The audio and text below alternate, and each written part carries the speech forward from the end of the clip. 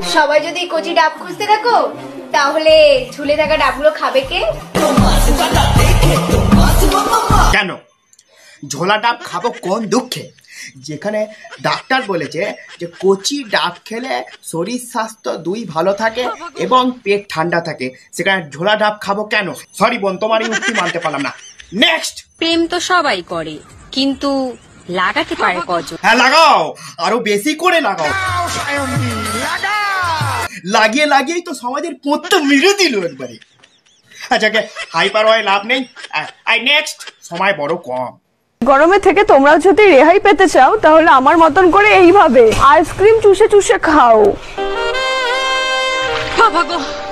Ice cream চুষে খাবার নাম করে আইসক্রিমকে ব্লো জব দেওয়া হচ্ছে।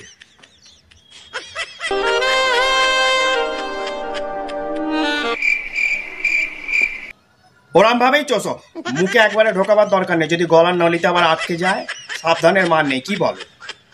নেক্সট। ঢুকবে না জেনেও সবসময় বড়টাই চায়। আমি কিন্তু ফুচকার কথা বলেছি। এত সুন্দর সেন্স অফ হিউমার নিয়ে ঘুমাও কি করে রাতে? ঘুম আসে তো? আর কিছু থাকলে দেখাও। নেক্সট।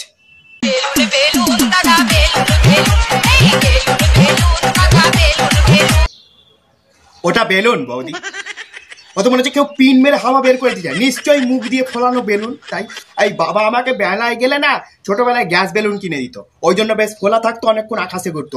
বলছি বেলুনটা পাম দিয়ে ফোলাও, তাহলে টাইট থাকবে। মুখ দিয়ে ফোলানো বেলুন কিছুক্ষণ পরে ওরকম নেতিয়েই যাবে। নেক্সট। আর ভালো লাগে না।